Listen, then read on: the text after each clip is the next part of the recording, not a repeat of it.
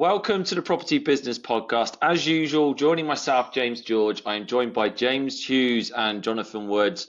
Morning, boys, especially morning to Jonathan. How are you feeling after your London Marathon run yesterday? Hi, good morning. My legs are in bits. I'm in a lot of pain, but it was the most incredible experience ever. It was just so, and it was amazing to actually see you on course, James. I saw you waving from the sideline, which was brilliant.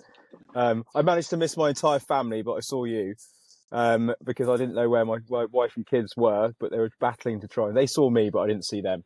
But it was what an incredible day. Just, yeah, I mean, for anyone that's done it, it doesn't matter whether you're running it in 2 hours or 10 hours. It's just to get around that is an achievement. It's amazing. I don't think you won it though, did you, Jonathan? I didn't win, no, but I won my own race. So, I wanted to get below 4 hours, and I got 3 hours 46. So I was pleased with that. And we raised a lot of money for a good cause. Well done. As I said to my kids, second is the first place loser. Yeah. John's claim to fame was he came third at the EXP conference 5 kilometers in America last year. So, yeah, we're keen to go to the American conference to kind of see if that was a real result or if he kind of just snuck up at the last kilometer.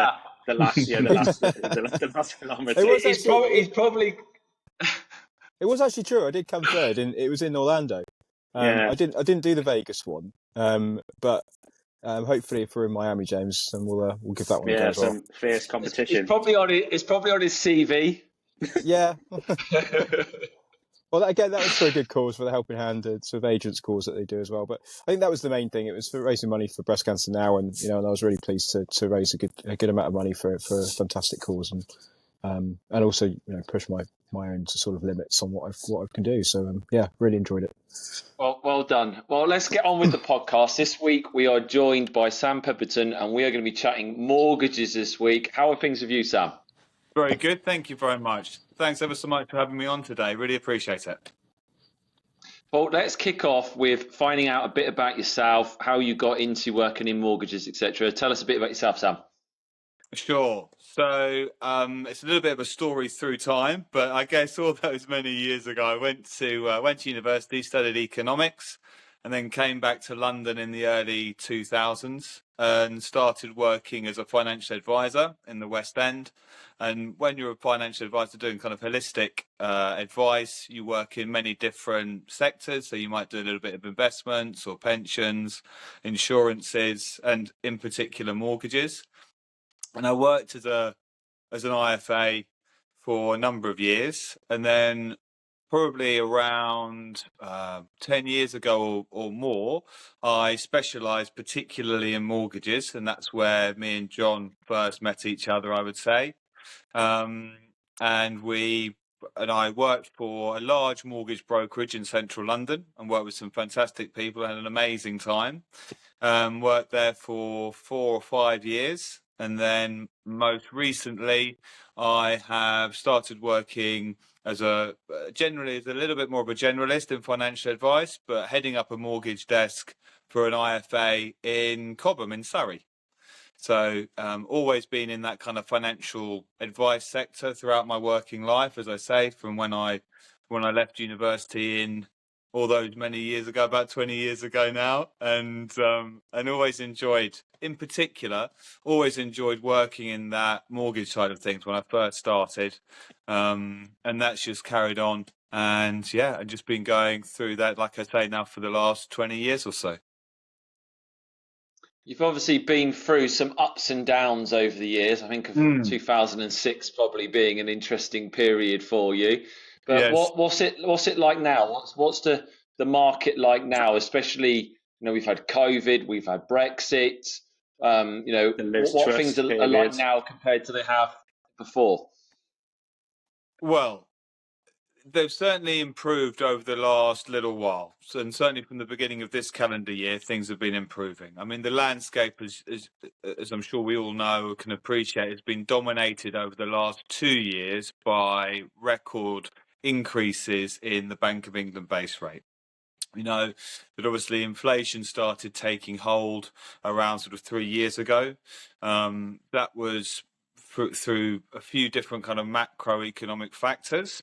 And the way that the centralized banks obviously look to keep control of inflation is they look to increase the base rate, the sort of domestic interest rate that's applicable. What they're looking to do is they're looking to obviously incentivize people to save rather than to borrow. And that has quite an effect on the mortgage market.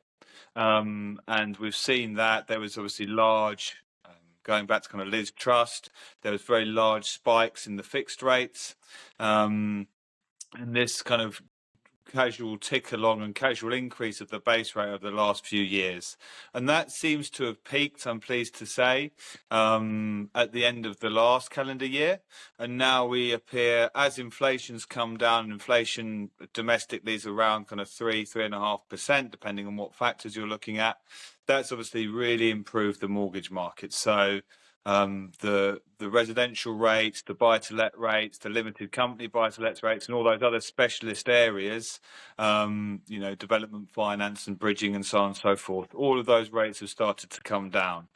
In the broader context, just to take it back to, as you mentioned, the kind of financial crash of 2006-07, we obviously had a period there of maybe 10 years or so of super low rates. So if you compare the two, what the rates are today compared to what the rates were during that sort of super low period, then obviously the rates do seem a little bit higher. But I'd say that we're coming back probably into a bit more of a normal area now.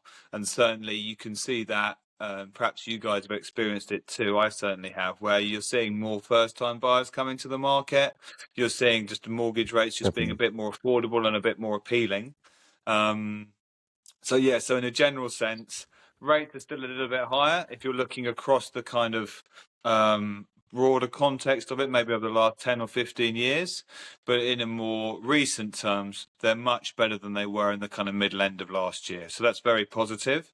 And we definitely envisage, and the market is pricing in more base rate cuts, more interest rate cuts, and that can only be a good thing for future house purchases, or remortgages for that matter, generally that kind of mortgage and lending landscape.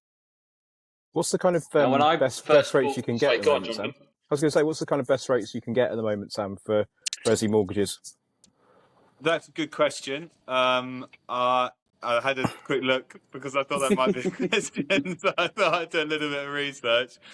The market itself is a little bit truncated, which is not a bad thing necessarily. But if you're looking at, because I know you secured me quite a good rate just for my own residential mortgage only a couple of months ago, and I've noticed that the bank that I'm with has actually increased their rates from that point now. So only a small amount, but it has gone up a little bit. But yeah, just wondering what's kind of best rates out there for people that might be looking at getting a residential mortgage.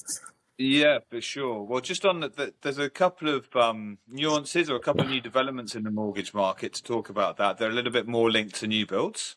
But generally speaking, I think if you've got a reasonable deposit, you don't have to have the best deposit, but if you've got a reasonable deposit, you're probably looking at a rate that's around kind of 4.25, something like that, on a residential product.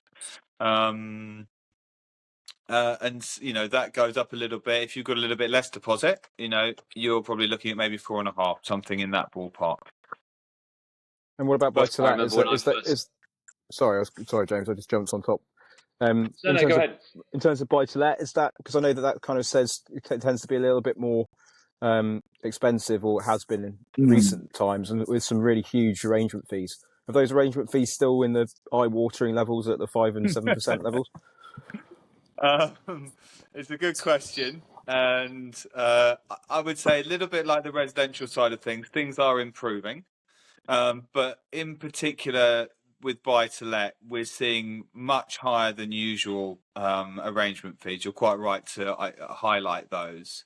To talk about that in a bit more detail. So with all these rates that increased over the last year or two, the buy-to-let market came under quite a lot of pressure, and as you know, there's this kind of ratio that lenders want between the rent that's payable and the mortgage payment, effectively. Yeah. And they want to see that there's that good coverage in place, that things aren't too dependent. If, for example, there was a rent payment missed for a month because they may be changing tenancy or whatever, that the whole situation isn't so tight that it might collapse. So they put in a little bit of a margin, perhaps a little bit of a too high a margin, but nevertheless, the margin's in there. And what they wanted to do is they've had to keep the rates on buy-to-lets what they refer to as artificially low, because they need to maintain that ratio between rent and mortgage payment. If they'd allowed for the buy-to-let rates to increase in line, or how we saw the residential rates increase, then it would have been very difficult. Yeah, exactly. It doesn't stack up on that rental ratio, and so it would have been very difficult for us to be able to secure any buy-to-let mortgages. So they kept those rates low, but the effect of that, how they costed that into the contract, if you like, is they increased greatly those arrangement fees. So to answer your question, yeah, I mean, there are a spectrum of products. Some of them do have hyper competitive rates, but in conjunction with those hyper competitive rates, those artificially low rates, really, you get these sort of mammoth 5%, 6%, 7% arrangement fees that can run into the tens of thousands. So it's kind of sticking the interest on the mortgage rather than paying it on a monthly, basically, isn't it? Yeah. You've totally hit the nail on the head. They've worked out, if you like, what the total cost of that mortgage would be to the lender, and they've artificially reduced the interest rate for the consumer, but the way that they've still maintained their profit margins as a lender is they've bumped that onto the arrangement fee. You've totally hit the nail on the head, yeah. So, you know, not so great for landlords, but yeah. I mean, again, it's a little bit up to the person. You know, I have actually arranged some of those very high arrangement fee buy-to-let mortgages. If it's to someone's liking, some people say, you know what, I will put £20,000 on the loan because I know then I've got this really low monthly payment, and that's fine for me. Obviously, you know, personally, I always look to try and have a foot in both camps, where it's most efficient for the consumer. You know, a reasonable arrangement fee and a reasonable interest rate. You know, and we would obviously talk through those and the pros and cons of that. I suppose it depends on how much equity you have, isn't it? If you've got quite a chunky, but if you're like 50% up plus, then it doesn't really matter if you suck on an extra 20, 30. But if you're kind of close to the bone, or you refinanced and pulled cash out of it, then there's probably not much left in to throw that extra money in. And that's why I suppose we're seeing a lot of, you know, are you still seeing, I don't know if you've got a sort of portfolio on your sort of your refinances, but are you finding a lot of landlords have sold or are thinking about selling? Because I've certainly had quite a few in my portfolio that are selling because of that whole point around finance, because they just can't make it work. Yes. I think some of the tax changes that came into effect, coupled with the increase in the interest rates, have certainly made the landscape for landlords more difficult and probably not quite as yielding as it was. And I think you're right. There has been, I mean, as has been well documented, there has been some landlords have left the market because of that, for sure. I remember when I got my first place, this was back in 2009, we were a first time buyer with a low percentage down, and we paid 6.5%. But we got like a 2-year mortgage, and then we refinanced for much less 2 years later. So it's always just something for people to keep in the back of their mind. In the US, it's a 30-year fixed rate.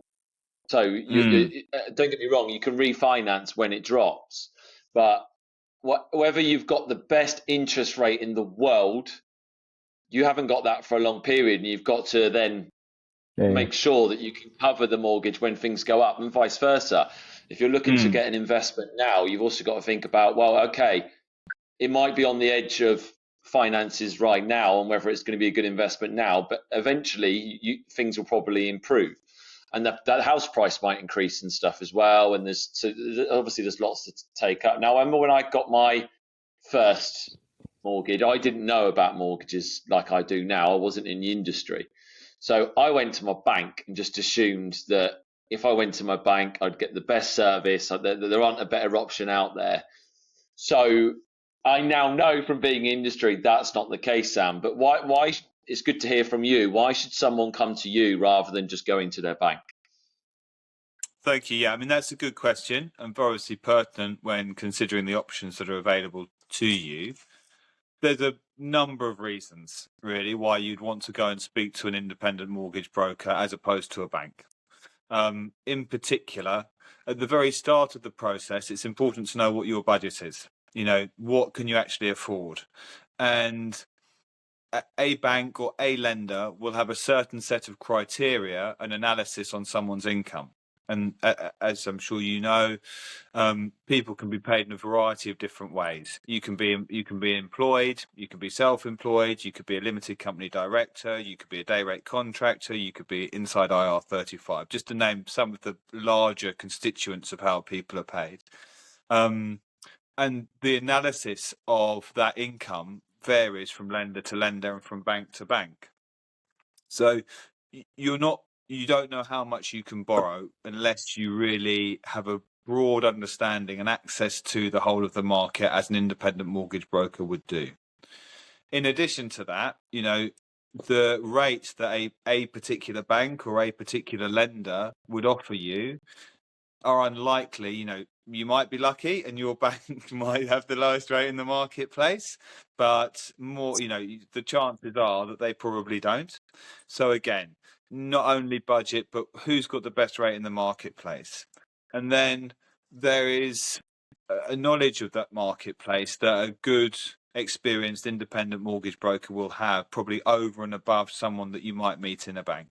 Not casting any aspersions on somebody that works in a bank, of course, but from my experience, having dealt with them as from a professional perspective and also dealt with them on a personal perspective, that level of knowledge of other products, of other lenders and how they treat people's circumstances is quite limited. So you want to talk to someone that's got that experience, and they can then look and understand what you want and fit your requirements around the type of mortgage that you should have and is best for you, rather than talking to a particular bank or a building society who only have a small section of that marketplace. And what they might be offering you might be the best that they have, but in the broader context of the market, it might be fairly second rate. So you'd always want to talk to an independent mortgage broker because they're going to have access to more lenders. They're going to be able to work faster. They're going to be able to understand your situation better, and they're going to have more experience to identify what you're looking to do and make sure the mortgage, which is a huge commitment, a financial commitment, is correct for you. And so, yeah, for sure. I mean, there's lots of other reasons. Obviously you're going to be more accessible than probably someone that works in the bank, and you're going to be more personally, I would say, connected really to that person or that couple. You're going to build that relationship. You're going to get to know them. It might take, as you guys probably have experience with, it might take a year or more. I might talk to somebody today and they might not actually buy a property until the middle of next year. Well, during that time, I might have spoken, their circumstances might have changed. Maybe their partner's got a new job. Maybe they've got a second income. Maybe they've had a child. All these various, different things that happen in people's lives that we can all think of. But and having that relationship with a mortgage broker, and obviously having a relationship with with an estate agent, is going to be able to.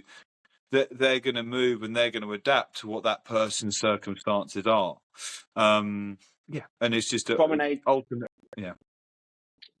point of view as well. I nearly lost a deal for one bed in Croydon where they are Hispanic speakers. They went to Nationwide, and I was trying to translate for them. I was trying to find out what was going on, but Nationwide wouldn't speak to me. Unfortunately, we had to wait for the final pay slip. That took 2 months. They couldn't quite get the mortgage.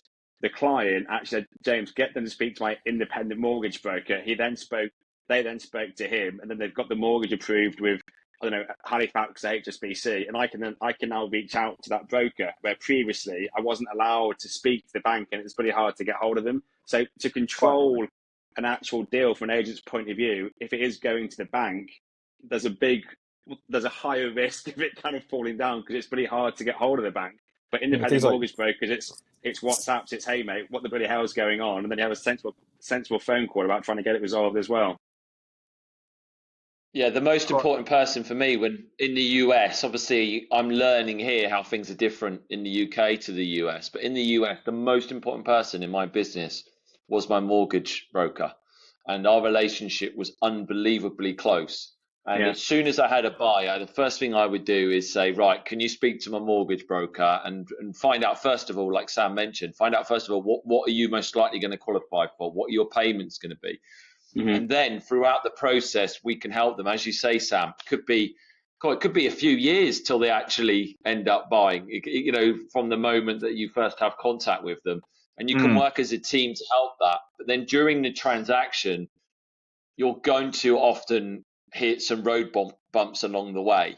So it's that continual conversations. You know, I've had it with clients where they stupidly went out and got a massive car lease just before they were going to get a mortgage. So what they qualified for beforehand, I don't know if it's the same here, it is in the US, but literally they qualified for a certain amount. They then spent probably the equivalent of £600 a month on a car.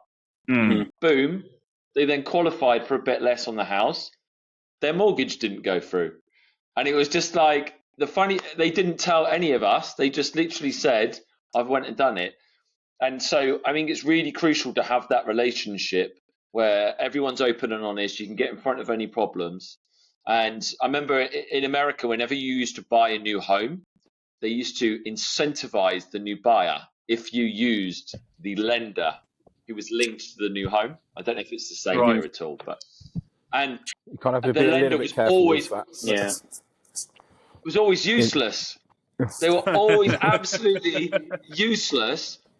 And I think I remember 2 times where the deal would have fallen through because they were like, oh yeah, you qualify for this, no problem. Put this. And then when it came down to it, they didn't qualify. But because the mortgage broker that I worked with had a few different products, they managed to make it work and get it closed. So for me, it's unbelievably important for someone for clients to use someone that they know and they trust, but then also for estate agents to build a relationship with a mortgage broker that they know and can trust. Yeah, it's also important for the agent where recently any offer that comes in, I get them to speak to my finance department. That's an independent mortgage broker. He then qualifies the buyer much better than I can. He can then say, yes, James, they can definitely proceed.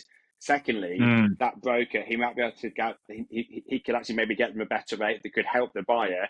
And then I actually benefit from that relationship where if I then pass that broker leads, anytime when he has a vendor that might want to sell, he then passes the leads back to me. So it's a kind of win-win for all involved, actually, if you get a good mortgage broker on your side as well. Yeah, I think you can also add in the sort of market updates. And I think, Sam, you tend to be more sort of, you get a lot of the industry press and you're probably more ahead of the game than the media will be.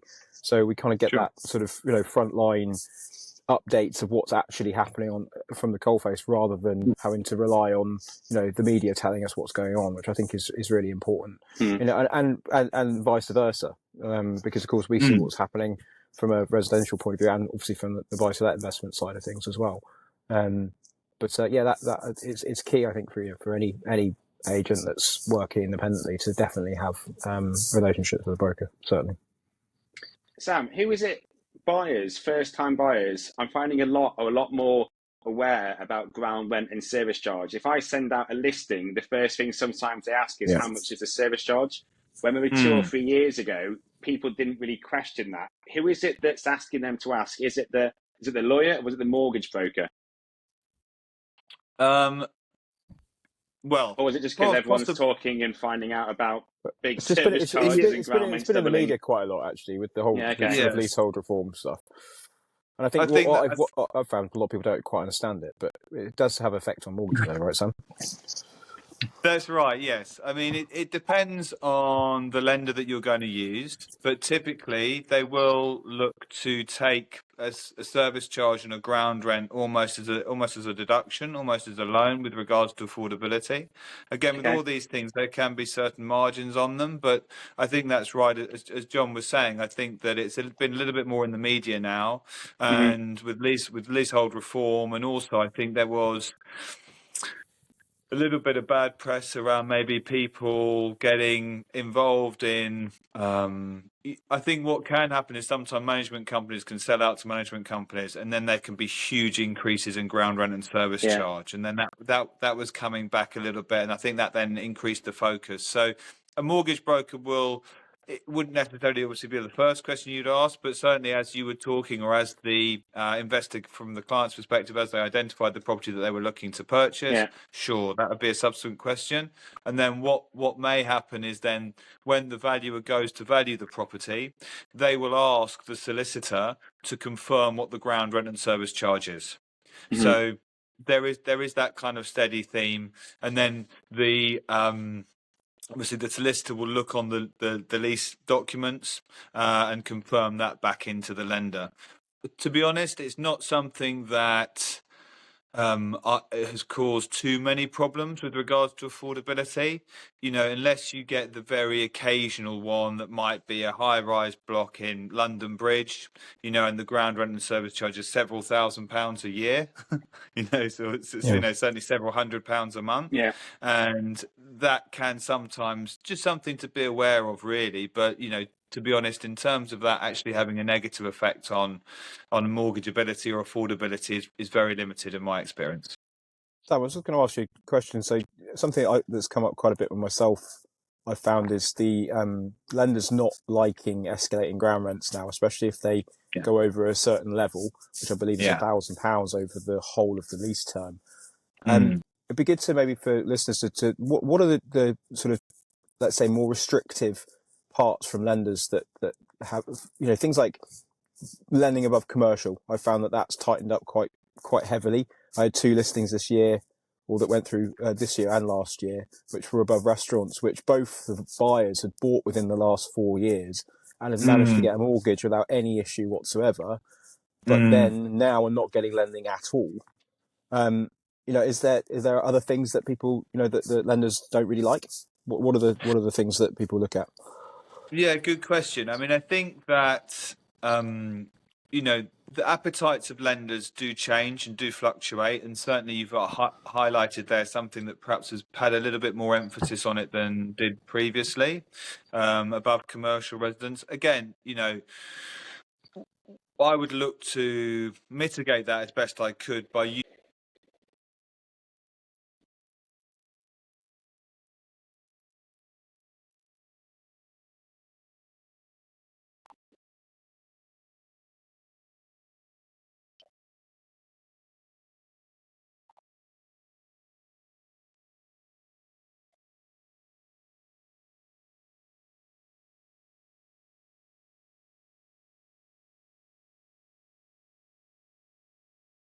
there be sometimes it might be over the road from a pub or a betting shop or something like that. But again, like with all these things, a bit like with lenders' different appetite to background debt, lenders do have different appetites for that. So it's about looking at that and matching off with the correct lender.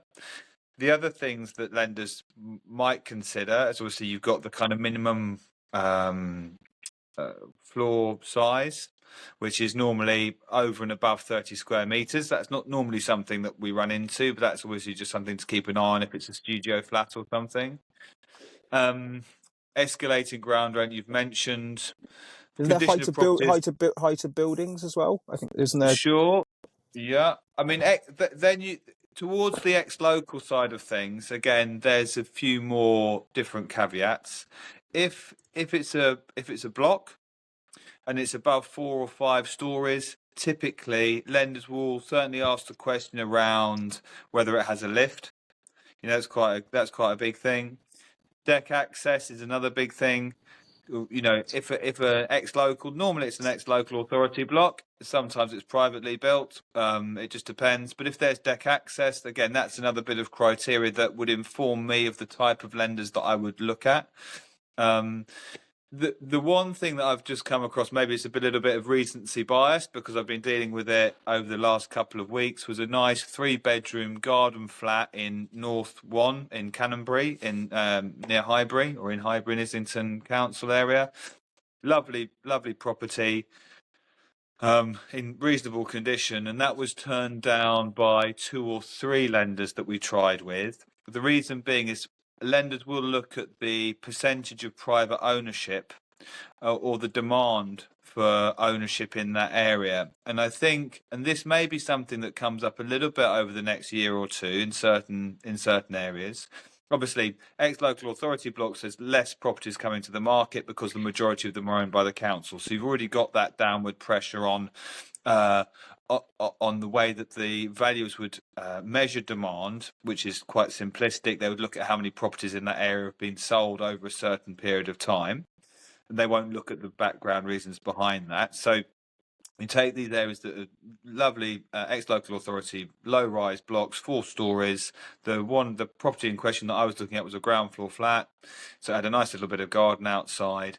That was turned down by 2 or 3 lenders because there wasn't provable demand in that area, because effectively, as I say, because the majority of the blocks were council owned, they weren't coming up for sale. Now, I mean, personally, I find that quite short-sighted, to say the least. If a 3-bed if a 3-bed garden flat in N1 in North London isn't desirable, then I think there's obviously some trouble around. So I think it's crazy, isn't it? I think the same with that. I had that 1-bedroom above a restaurant in Earlsfield, and it was turned down due to the restaurant being there, and obviously the reasoning being that it would be really difficult on resale. But the thing is, I had 8 offers on it. So and they all, if they'd given mortgage lending, it was the easiest flat in the world to sell. So it's kind of like a chicken and the egg. It's like they want to lend on it, but if they did, it would be the easiest flat ever. But they don't want to lend on it because it's hard to sell. So you're kind of creating a problem that isn't there. But I suppose that's the sort of the way it is with banks. But I suppose having someone like yourself be able to at least have a human-to-human conversation with the bank to try and see if you can get a solution, rather than if you're not using a broker, then you just get computer says no and that's it. Quite right. You've hit the nail. That's another reason. Valuations, we can work together on valuations. If for whatever reason a property is turned down or down values for whatever reason, maybe the valuer is just having a bad day and got caught in traffic on the way to the property, who knows? But of course, I will then have the dexterity to move the mortgage application across to a different lender who I know might have a little bit more sympathy or a little bit more latitude for the type of property in question, through my own experience of using them. And of course, through my contacts with the lenders, I can talk to various people in various different departments and look to get the case escalated, if there's a time constraint, or re-looked at if necessary by someone perhaps a little bit further along, and look to get a more reasonable outcome. Definitely. Cool. Anything else you want to chat about today, Sam? Nothing in particular. I think we've covered off quite a lot of the topics. There are a few schemes that are running at the moment with new build that have got some subsidised rates. I just touch on that, which is called Own New, OWNNEW, Own New. And we're seeing here that some of the builders' incentives, which I'm sure you're aware of, are now being used to subsidise the rates. So we're seeing some really impressive headline rates. The 0.99% at 60% loan to value. Wow. Yeah. So it's got to be a new build, and there's various different criteria around this, and obviously that 0.99 is a headline grabber. But they're better. They're 75%. You're looking at about a rate of about 1.9%. So there's some good stuff on the So is that an incentive being paid for by the developer then? So yes. The developer's it's a bit like cash like Help to Buy. Exactly. Exactly. It's a bit like the Help to Buy scheme. So it's got to be specific developers, specific home builders that have signed up to this scheme, and it's got to go through a registered mortgage broker who's registered with the ONU, which we are. So that's an encouraging development. Oh, cool. Interesting. Cool. And Sam, if anyone wants to get in contact with you, whether it's a potential home buyer or an estate agent that wants to work with you, how would they get in touch with you? Well, they can always give me a call, of course, or they can drop me an email, and I'm more than happy to share those details in the most appropriate way. I mean, I can give you my number now if you like. Do it now. Share it now. Perfect. Yeah. So probably the best number to get me on is my mobile, which is 07941 428 604. Or alternatively, you can drop me an email, Sam at Roxborough, and Roxborough is roxborough.uk.com. They're probably the two easiest ways. See, what I love about that straight away is someone can actually get hold of you rather than having to try and go through your bank to get hold of someone. That's why it's always so much better to work with an independent real estate agent or mortgage broker or whoever it is in life. If you can actually speak to the people that you're actually going to be working with, it is so much better. So thanks for coming on, Sam. James, Jonathan, how do we get hold of you as usual? Yeah, Instagram, James Shoes Property, or just Google James Shoes powered by EXP. Just put my name in, Jonathan Woods, into Google. It should come up with all of my channels via Instagram, and LinkedIn is Jonathan Woods Real Estate. And I'm James George on LinkedIn, and I am on Instagram, JG_EXP. Sam, thank you for your time today. Thank you so much. Really appreciate it. Thanks guys. See you later. Have a good week, everyone. Thank you. You too. Bye-bye.